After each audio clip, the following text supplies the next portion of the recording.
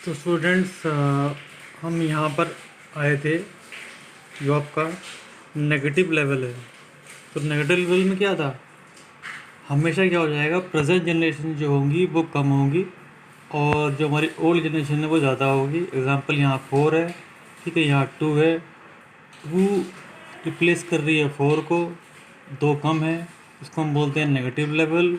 Positive level यहाँ पे नहीं दिया हुआ है, आप लिख सकते हैं, ठीक है। तो पॉजिटिव लेवल भी इसका ही बन जाएगा, उसको आप पॉइंट नंबर 7 बना लेना उसको आप, ठीक है। सॉरी, जो पॉजिटिव है। अब नेगेटिव में क्या था, प्रेजेंट कम होंगी ओल्ड के मुकाबले। पॉजिटिव में क्या हो जाएगा, ठीक उल्टा हो जाएगा। सपोज करो कि 4 यहाँ पर है, 2 यहाँ पर है, ठीक है। तो ये फंडा है इसका। पॉइंट नंबर 8, क्योंकि 7 आपका ये बन जाएगा पॉजिटिव, तो इसी तरीके से 8, 9, 10 एक एक आप ऐड कर देना, ठीक है। तो पॉपुलेशन एक्सप्लोजन पे आ जाओ। इट मीन्स क्या होता है, number of people replacing the old generation is more, यानी कि जब प्रेजेंट जनरेशन रिप्लेस करेगी ज़्यादा, ठीक है, ओल्ड जनरेशन तो हमारी है कम, और जो प्रेजेंट जनरेशन है जो रिप्लेस करने जा रही है वो कर रही है ज़्यादा। तो इसको हम बोलते हैं पॉपुलेशन एक्सप्लोजन, ठीक है। उसके बाद आप आ जाओ नेक्स्ट पॉइंट पे, फर्टिलिटी रेट। फर्टिलिटी रेट क्या होता है, ठीक है। अब इसमें क्या बोल रहा है कि नंबर ऑफ लाइव बर्ड्स, ठीक है, कि 15 से लेके जो 15 से लेके और 49, जो इन दोनों की जो एज की जो वुमेंस होती हैं, ठीक है, इन दोनों एज की वुमेंस जो होती हैं वो जो लाइव बर्थ बच्चों को देती हैं, उसको हम बोलते हैं फर्टिलिटी रेट क्या है, ठीक है। टोटल फर्टिलिटी रेट इसमें क्या आ जाएगा, टोटल में क्या आ जाएगा, जो एक पर्टिकुलर एरिया है, जो पर्टिकुलर एक आपका एक क्षेत्र में आ जाएगा। यानी दोनों पॉइंट आपको से लगाएंगे, दोनों सेम ही है, फर्टिलिटी टोटल फर्टिलिटी रेट। दोनों में फ़र्क क्या है, फ़र्क बस ये है कि जो फर्टिलिटी रेट है वो एक सामान्य मतलब एक प्रॉपर लोकेशन का नहीं होगा। टोटल फर्टिलिटी रेट क्या हो जाएगा, एक पर्टिकुलर एरिया का होगा। दोनों का मतलब एक ही होता है कि 15 साल से लेके 49 साल तक जो फीमेल्स हैं, जो औरतें हैं, जो बच्चों को बर्थ बर्थ देती है, ठीक है, पैदा करती है। 10th नंबर पे आ जाओ, इन्फेंट मोर्टलिटी रेट, ठीक है। इन्फेंट क्या होते हैं, इन्फेंट वो बच्चे होते हैं जो 1 साल तक जिनकी एज होती है, अप टू 1 ईयर। तो इसमें क्या देखना है हमें कि जब बच्चे पैदा होते हैं, ऐसा बहुत से केस होते हैं जहाँ पर बच्चा पैदा होते मर जाते हैं, ठीक है। तो हमें इसमें देखना है कि 1 साल तक जो के बच्चे होते हैं उनकी डेथ्स को, यहाँ पे सॉरी मैं यहाँ पे आ गया था, 1 साल तक के बच्चे की जो डेथ को हम बोलते हैं इन्फेंट मोर्टलिटी रेट। 11th पे आ जाओ। अब इसमें जुड़ जाएगा मटर्नल मोर्टलिटी रेट। इसमें क्या है, इसमें अब डेथ होंगी वुमेंस की। यहाँ पे इन दोनों में क्या फ़र्क है, यहाँ पे डेथ होंगी इन्फेंट्स की जो अप टू 1 ईयर बेबी है। यहाँ पर जो वुमेंस हैं, जो फीमेल्स हैं कि जो बच्चों को पैदा करते वक्त वो मर गई है, उनको हम बोलते हैं, वो सब इसमें आते हैं, मटर्नल मोर्टलिटी रेट में हम आते हैं, ये सब आते हैं। 12 वाले पे आ जाओ, लाइफ एक्सपेक्टेंसी रेट, ठीक है। इसमें क्या होगा, number of years that one is expected to live as determined by the statistics. यानी कि देखो आजकल क्या होता है ना, आपको पता ही होगा कि जीने की जो आशा तो नहीं कहेंगे, एक होप होती है कि मैं 60 साल तक जीऊँगा, 50 तक जीऊँगा। हालांकि किसी को कुछ नहीं पता, बट फिर भी ठीक है, बट एक तरह की धारणा होती है लोगों में। आपने देखा भी होगा जो पहले के लोग थे, ठीक है, उनकी लाइफ एक्सपेक्टेंसी रेट बहुत ज़्यादा है, 80 ईयर्स, 70 ईयर्स। आजकल तो क्या होता है 50 ईयर्स भी नहीं पकड़ते। तो इसका मतलब होता है कि एक्सपेक्ट का मतलब क्या होता है, आशा। तो जो कोई भी पर्सन जो होता है वो कितनी आशा करता है जीने की, उसको हम बोलते हैं लाइफ एक्सपेक्टेंसी रेट, ठीक है। सेक्स रेशियो पे आप आ जाओ। इसका मतलब क्या होता है, 1000 मेल्स पे कितनी फीमेल्स हैं, ठीक है। 14 पे आ जाओ, एज स्ट्रक्चर के बारे में। ये देखिए आप, इसके ये काफ़ी बार से ये इसके ऊपर क्वेश्चंस आते भी हैं, ये बहुत ध्यान से देखना आप लोग। द स्ट्रक्चर ऑफ पॉपुलेशन, ठीक है। ये क्या वो एज स्ट्रक्चर का मतलब क्या होता है? एज स्ट्रक्चर का मतलब होता है कि पॉपुलेशन जो होता है वो एज के बेस पर इसने डिवाइड कर देगा।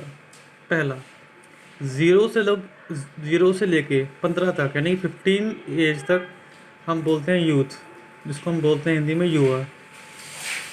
15 से 65 वर्किंग पॉपुलेशन हो गया, जो काम कर रही है, ठीक है। ये हो गया। अबव 64 ईयर्स, ये 65 यहाँ पे लिखा हुआ है ना, 15 से 65, तो उसको आप कर लो 65 कर लो उसको आप, ठीक है। ये रॉन्ग दिया हुआ है यहाँ पर। और 65 इस पर क्या हो जाएगा? डिपेंडेंट पॉपुलेशन हो जाएगा, कि जो दूसरे पे आश्रित होते हैं, जो जॉब नहीं करते हैं, ठीक है।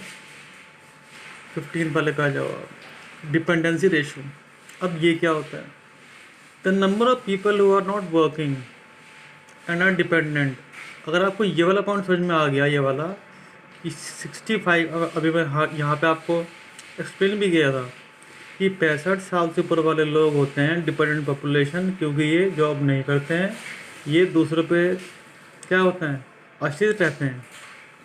यही लोग होते हैं वो लोग जो कि नौकरी नहीं करते और दूसरे पे डिपेंड रहते हैं, ठीक है। अब रेशो क्या होता है उसमें? रेशो क्या बोल रहा है कि जब डिपेंडेंट पॉपुलेशन जो होता है, ठीक है, डिपेंडेंट पॉपुलेशन जो है वो ज़्यादा हो और वर्किंग पॉपुलेशन कम हो, इसको हम बोलते हैं डिपेंडेंसी रेशो। क्या हो गया? डिपेंडेंसी रेशो हम इसको बोलते हैं कि वर्किंग पॉपुलेशन तो इसमें क्या हो जाएगा? कम हो जाएगा, और डिपेंडेंट जो आपका रेशो है वो क्या हो जाएगी? वो बढ़ जाएगी। तो इसको हम बोलते हैं डिपेंडेंसी रेशो। सीधा फंडा है इसका, ये ज़्यादा होंगी, ये कम होंगी, ठीक है। 16 पे आ जाओ, ये क्या बोल रहा है? ये टोटली बेस है, और 15 to 6 ये आपका स्ट्रक्चर था सेकंड वाला। क्या इसमें मैंने आपको बताया भी था कि 15 साल से लेके 65 साल तक क्या होता है? लोग जॉब करते हैं।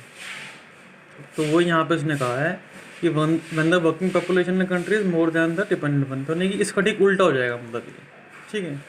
अगर किसी देश में वर्किंग पॉपुलेशन ज़्यादा है और जो आपकी डिपेंडेंट पॉपुलेशन है वो कम है, इसको हम बोलते हैं डेमोग्राफिक डिविडेंड, ठीक है।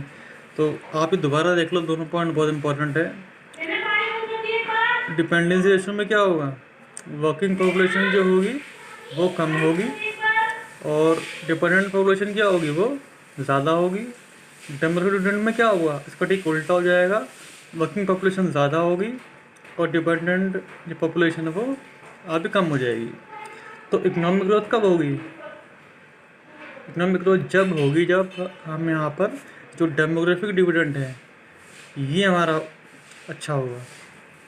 जब जो ग्रोथ होगी, इसके ठीक कॉन्ट्री उल्टा ले लो आप। सपोज करो किसी कंट्री में डिविडेंड नहीं है, डिपेंडेंसी रेशो ज़्यादा है, वहाँ पे क्या हो जाएगा? इकोनॉमिक ग्रोथ नहीं होगी। क्यों?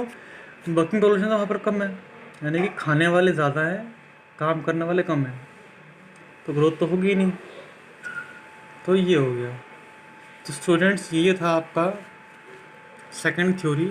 अगर आपको 16 पॉइंट ये समझ में आ गए होंगे ये वाले, ठीक है, तो इससे मिलके बना है आपका थ्योरी ऑफ डेमोग्राफिक ट्रांजिशन। अब एक लास्ट टॉपिक रह गया इसमें, अर्बन रूरल लिंकेज। मैं आपको बता रहा हूँ।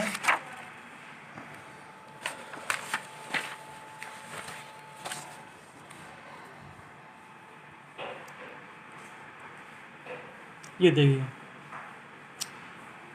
इसको देखने से पहले आपको मालूम होना चाहिए कि रूरल अर्बन का मतलब क्या है। रूरल का मतलब क्या हो गया? जो हमारे ग्रामीण क्षेत्र होते हैं, अर्बन जो हमारे शहरी क्षेत्र होते हैं, ठीक है।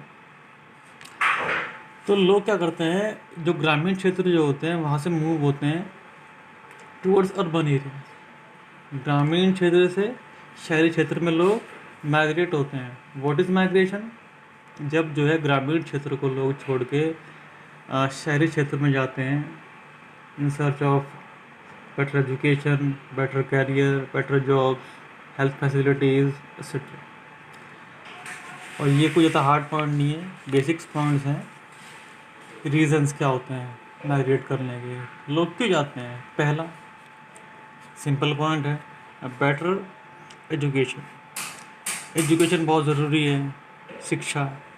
इससे आपको एक बेस मिलता है अपनी आपकी लाइफ का, फाउंडेशन होती है आपकी लाइफ की, करियर बनता है आपका, ठीक है, आपको जॉब मिलती है, आपका फ्यूचर सिक्योर होता है। तो आपको मालूम ही होता है कि ग्रामीण क्षेत्र में क्या होता है, इतनी अच्छी फैसिलिटीज़ नहीं होती है। स्कूल हो गया, कॉलेज हो गया, ठीक है, जो आपके रिमोट एरियाज़ हैं, डिस्टेंस प्लेसेस हैं, वहाँ पे भी क्या होता है, एजुकेशन फैसिलिटीज़ बहुत ही पुअर होती है। तो क्या करते हैं लोग, बेहतर शिक्षा के लिए माइग्रेट होते हैं ग्रामीण क्षेत्र से शहरी क्षेत्र की तरफ। सेकंड, एजुकेशन हासिल करने के बाद क्या होगा, बेटर जॉब्स के लिए भी जॉब्स कहाँ मिलेंगी, गांव में तो मिलेंगी नहीं, ठीक है। तो क्या करते हैं लोग, जॉब करने के लिए ग्रामीण क्षेत्र को छोड़ के शहरों में आते हैं। पॉइंट नंबर थर्ड, ये और चीज़ें जैसे कि मान लो हेल्थ फैसिलिटीज़ हो गया, ट्रांसपोर्ट फैसिलिटीज़ हो गया, बैंकिंग, कम्युनिकेशन, ये चीज़ें क्या हैं, ये चीज़ें ऐसी हैं कि जो सर्विस जो होती हैं, ठीक है, जो हमको चाहिए इन डेली लाइफ, ये भी गांव में आपको बहुत कम मिलती है, नहीं मिलती है मतलब, ठीक है। ये देख लीजिए आप, ट्रेन फैसिलिटीज़ होगी, मेट्रो हो गया, ठीक है। और तो ये सब चीज़ें जो है, बाकी और भी चीज़ें हैं, सपोज करो क्या होता है, और नेट बैंकिंग हो गया, ठीक है, इसके बारे में लोग मतलब नहीं जानते हैं गांव वाले। तो सर्विसेज क्या होता है, एक बेहतर सर्विस के लिए हेल्थ फैसिलिटी गांव में नहीं होती है, क्या करते हैं लोग, बेहतर ट्रीटमेंट इलाज के लिए क्या करते हैं लोग, गांव को छोड़ के शहर में आते हैं। और हेल्थ फैसिलिटीज़, उसके बाद हेल्थ के बाद इसमें और जोड़ भी रहा हूँ, इसमें आपका हेल्थ सर्विस आ जाएगा, ठीक है। उसके बाद हेल्थ के बाद हाउसिंग सर्विस आ जाएगा, ठीक है, हाउसिंग सर्विस आ जाएगा।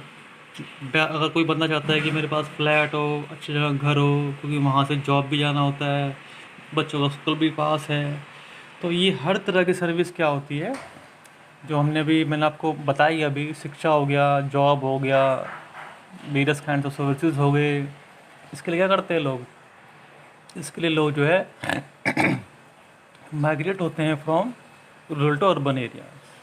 तो स्टूडेंट्स, आई होप आपको चैप्टर अच्छा लगा होगा। और हम उसको, अगर मैं आपको दोबारा अगर आपको एक ग्लिम्स दूँ उस चैप्टर का, तो उसमें हमने क्या क्या पढ़ा, हमने ये चीज़ें पढ़ी, ये चैप्टर का नाम था demographic structure of Indian society, ठीक है, 6 नंबर का था बोर्ड में। कंसेप्ट हमने पढ़ा कि डेमोग्राफी होता क्या है, ठीक है, क्या होता है, स्टडी ऑफ पॉपुलेशन, ठीक है। उसके 2 टाइप्स पढ़ लिए। क्या क्या पढ़े थे हमने, formal and social demography. Theory इस चीज़ की 2, मालथ्यूशन और डेमोग्राफाइजेशन हो गया, और अर्बन रूरल लिंकेज हो गया। Okay, thank you.